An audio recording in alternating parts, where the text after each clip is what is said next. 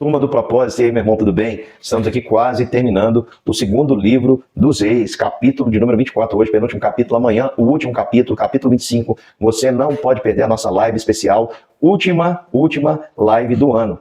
Outra live, meu querido irmão, só ano que vem. Então você não pode perder. Vamos ter sorteio de brindes. Eu ainda não olhei com o Paulinho, mas nós vamos ter sorteio com certeza aí de Bíblias personalizadas. Vai ser uma live toda especial. Vou divulgar para os irmãos aqui no grupo como vai acontecer. Abaixo já está indo já está indo as imagens para que você possa compartilhar. Compartilhe no seu WhatsApp, Instagram, convide pessoas para estarem conosco. Vai ser uma oportunidade delas conhecerem melhor esse grupo, o Grupo Propósito, que consiste em ler um capítulo da Bíblia por dia, orar todos os dias e também tentar mudar. Vamos juntos aplicando a palavra de Deus nas nossas vidas. É uma bênção, irmãos. Estamos terminando o 12º livro da Bíblia. Tem gente que nunca tinha lido um livro inteiro das Escrituras e já está no 12º livro da Bíblia. É motivo de gratidão a Deus. Nós vamos poder conversar, interagir, você vai poder fazer perguntas, responder perguntas. Nós vamos orar juntos agradecendo a Deus por esse primeiro ano do Grupo Propósito. Então não perca. A partir das 19h50, o link vai estar disponível aqui no grupo para que você possa acessar. E aproveite para divulgar a imagem que eu estou colocando aqui, para que nós tenhamos o maior número de pessoas. Lembrando que, para ganhar, tem que participar da live. Você chegou lá na live, dá boa noite, coloca o seu nome para que você possa concorrer aí ao sorteio. E eu conto com todos os irmãos para estarem participando dessa live de encerramento. Hoje, o capítulo 24 é um capítulo que vai falar sobre a queda de Judá. Israel, que era o reino norte, foi levado cativo, nunca mais voltou. As 10 tribos se dispersaram, acabaram-se. O local, que é Samaria, foi tomada por moradores que vieram da Síria e habitaram a Samaria e tiveram que aprender como servir ao Senhor e servir ao Senhor e seus deuses. Por isso a rixa entre judeus e samaritanos. Os judeus não achavam que os samaritanos eram dignos de frequentar o templo porque eles não eram judeus israelitas puros. Eles não eram das 12 tribos, mas eram povos assírios que passaram a habitar essa região e adorar o Senhor e também os seus outros deuses. Continuando, irmãos, nós vamos ver aqui então o capítulo 24, a queda de Judá. Judá vai ser levada cativa por Babilônia.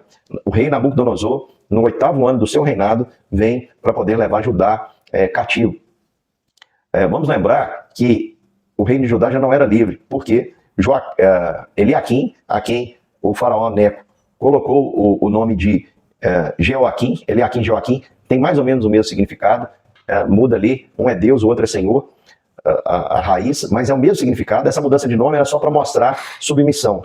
Quem tem autoridade para alterar os nomes, manda na pessoa. Portanto, era um costume daqueles ditadores, daqueles reis que tomavam outras ações, mudar o nome daqueles a quem eles faziam certo.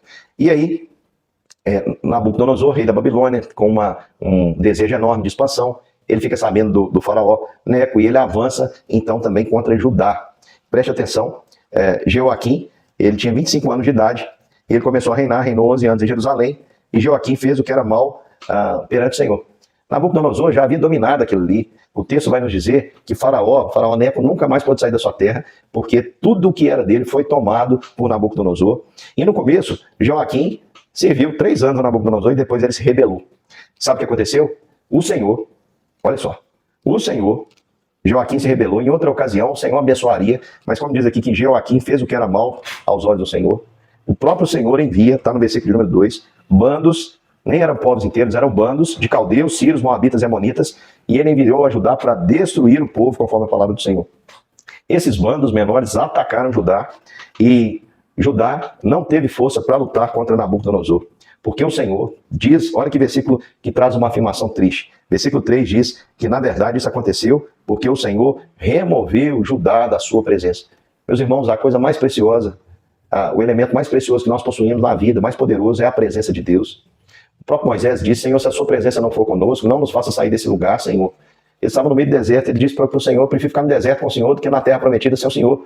Se a tua presença não for conosco, não nos faça sair desse lugar. A presença do Senhor, irmãos, é o bem mais precioso que nós temos. É aquilo que nós devemos zelar. Nós devemos buscar com toda intensidade, com todo o nosso coração. É de fato, irmãos, a presença do Senhor. Porque ser removido da presença do Senhor, meu irmão, é uma pena muito alta. E preste atenção. A misericórdia do Senhor é longa, é grande, não tem fim. Mas não tente ao Senhor. Não incite a ira do Senhor. Porque o Senhor também é fogo consumidor, meu querido irmão. E o texto vai nos dizer que Manassés conseguiu fazer isso. Ele conseguiu irritar o Senhor de tal forma que o Senhor, decididamente, resolveu afastar da sua presença, remover da sua presença o povo de Judá.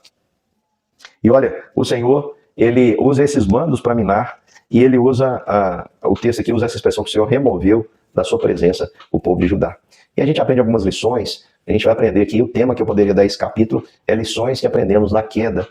Lições que nós aprendemos com a queda do povo de Deus, a queda de Judá. A primeira delas é que o que o homem semear, ele vai colher. O que Manassés semeou, chegou a hora de colher. Chegou a hora de colher o que Ezequias semeou. Lembra que Ezequias mostrou todos os seus tesouros aos babilônicos? Pois é. Naquela época era outro rei, mas agora se levanta um rei ganancioso de uma terra longínqua, Nabucodonosor, no seu 8º reino, desejoso de expansão. O que ele faz? Ele vai até Judá, com certeza ele sabia desses registros, ele vai e toma tudo o que havia na casa do tesouro. Ezequias pediu por isso. Ezequias não consultou o Senhor. Ezequias não pediu a direção do Senhor. E ele foi punido e chegou a hora da profecia se cumprir. Aquilo que o homem semear, pode ter certeza, irmãos, pode parecer demorar os nossos olhos, como demorou. Da queda de Samaria para cá, da queda do reino de Israel para a queda do reino de Judá, tem mais ou menos 100 anos. Pareceu demorar, mas chegou a hora da colheita. Cuidado, meu irmão. A semente que você semeia vai brotar. Umas brotam mais rápido que as outras, mas com certeza vai brotar. E nós vemos aqui a mudança espiritual que havia acontecido em Judá, por causa justamente de Manassés. A partir de Manassés, nós temos uma sucessão de reis, sem uma exceção, né? Nós vamos ter a exceção aí que é Josias, que fez o que era reto perante o Senhor, Josias o reformador, mas o Senhor, ele chegou o momento da colheita, desde o tempo de Josias, o Senhor já tinha dito que faria isso, e Josias, quando ele leu o livro do Senhor, ele se arrependeu. Aqui nós temos Joaquim tinha 18 anos de idade quando começou a reinar, reinou só 3 meses, que Nabucodonosor chegou, seus servos sitiaram, e Nabucodonosor foi contra ali Judá, ele foi até Judá, e diz o texto que Joaquim, rei de Judá, acompanhado da sua mãe, seus servos, seus príncipes, oficiais, se entregaram a quem? Ao rei da Babilônia. Olha só como a tradição mudou. Antigamente, os reis, o próprio rei Ezequias, ele ia entregar a causa a Deus. O que aconteceu? O rei Davi era exemplo disso, sempre entregava suas causas ao Senhor, mas o rei Joaquim se entregou ao rei. Por quê? Porque não havia arrependimento. É uma liderança sem arrependimento. Uma liderança sem arrependimento, meus irmãos, não será bem sucedida. Sem arrependimento não há remissão de pecados. Sem arrependimento, meu irmão, não tem como haver o perdão, a remissão e também a melhora na nossa vida. Ele devia ter buscado o Senhor como seus antepassados, mas ele se esqueceu disso. E ele vai agora e se prostra diante do rei Nabucodonosor com tudo que ele tinha. Ele devia ter pegado tudo e dito assim para Deus: Deus é seu, salva. Mas ele pegou e foi até Nabucodonosor, cometendo esse rei, e disse: é tudo seu, faça o que você quiser. E o que acontece é que Nabucodonosor vai levar todos os tesouros do palácio. O tesouro é levado. Meu irmão, é uma sequência de eventos. Um homem planta, ele colhe. Se você plantou mal, pode ter certeza que você vai colher o fruto da semente que você plantou. Se você semeia iniquidade, infidelidade, pode ter certeza, meu irmão, você vai estar caminhando sem arrependimento. E sem arrependimento, você vai perder o verdadeiro tesouro. Aqui Nabucodonosor levou todo o tesouro do palácio, mas o verdadeiro tesouro que é levado é a percepção da presença de Deus. Aí você pode dizer assim: pastor, mas como assim? Deus não é onipresente? Ele não está presente em todo lugar? Tá, meu irmão. Mas a sua percepção da presença de Deus é que faz diferença. Adianta o tesouro estar na nossa frente e não percebermos esse tesouro? Nós não vamos conseguir desfrutar dele. O maior tesouro que foi levado foi a presença de Deus. E aqui nós temos o último rei. Nabucodonosor, então, nomeia o rei Matanias, que era tio paterno. Ele nomeia como Zedequias, muda o nome só para mostrar que manda, e é o último rei e é o fim do reino de Judá. É claro que vai haver um retorno, mas nesse momento aqui nós temos o fim do reino de Judá, porque Judá vai ser levado cativo. E que maneira, hein, meu querido irmão? O Senhor abençoou esse povo, deu tudo para esse povo e disse: se vocês forem fiéis a mim, ninguém vai poder resistir a vocês. Mas eles se submeteram a outros deuses e tiveram que assistir o povo sendo levado. Todos os seus ferreiros, seus oficiais, todas as pessoas importantes da cidade, todo mundo que tinha potencial, os oficiais, os nobres, os líderes, os soldados, só ficou a escória da população para trás, que não compensava levar, não valia o frete. É assim que ficou apenas o toco lá em Judá. Esse é o remanescente. O Senhor vai fazer dessa raiz de terra seca brotar esperança, fazendo uma alusão aí ao Messias, que é também descrito assim em Isaías, como o remanescente, o toco, a raiz de uma terra seca, sem beleza, sem formosura, mas que vai brotar e fazer toda a diferença. Aqui não podia ser o fim da história, porque ainda haveria de se levantar o leão da tribo de Judá, que venceu, que abriu o livro, os seus 7 selos. Ele é também o cordeiro morto antes da fundação do mundo, que comprou com seus sangues, que procede de toda tribo, língua, povo e nação. Nós aprendemos aqui lições com a queda de Judá. Lições que nós aprendemos com a queda do povo de Deus. O que um homem semeia, ele colhe. Uma liderança sem arrependimento não pode agradar a Deus.